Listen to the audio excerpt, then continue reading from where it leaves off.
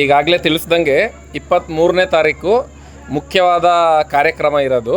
ಅವತ್ತು ಬೆಳಗ್ಗೆ 4ರಿಂದ 6 ಗಂಟೆಗೆ ಜರುಗುವ ಬ್ರಾಹ್ಮಿ ಲಗ್ನದಲ್ಲಿ ಗಂಗಾ ಪೂಜೆ, ಕುಂಭಾಭಿಷೇಕ, ಶ್ರೀ ಸಿದ್ದೇಶ್ವರ ಬಸವೇಶ್ವರ ದೇವರುಗಳಿಗೆ ಮಹಾರುದ್ರಾಭಿಷೇಕ, ಬಿಲ್ವಾರ್ಚನೆ, ಮಹಾಮಂಗಳಾರತಿ ಕಾರ್ಯಕ್ರಮ ಇರುತ್ತದೆ. ಇದೇ ದಿನ ಬೆಳಗ್ಗೆ 7ರಿಂದ 9 ಗಂಟೆಗೆ ಕುಂಭಾಭಿಷೇಕ ಇರುತ್ತೆ. ಇದನ್ನು ನೆರವೇರಿಸೋಕ್ಕೆ ಶ್ರೀ ಡಾಕ್ಟರ್ ಬಸವ ಮರುಳು ಸಿದ್ದೇಶ್ವರ ಸ್ವಾಮೀಜಿಗಳು ಬರ್ತಾ ಇದ್ದಾರೆ. ಅವರು ಪೂರ್ಣ ಕುಂಭಗಳೊಂದಿಗೆ ಶ್ರೀಗಳ ಆಗಮಗಳ ನಂತರ ಶ್ರೀಗಳ ಅಮೃತಾಸನದಿಂದ ರಾಜಗೋಪುರಕ್ಕೆ ಕಳಸಾರೋಹಣನು ಕಾರ್ಯಕ್ರಮ ಇರುತ್ತೆ. ಧಾರ್ಮಿಕ ಸಭೆ ಬೆಳಗ್ಗೆ 10:30ಯಿಂದ ಶುರುವಾಗುತ್ತೆ.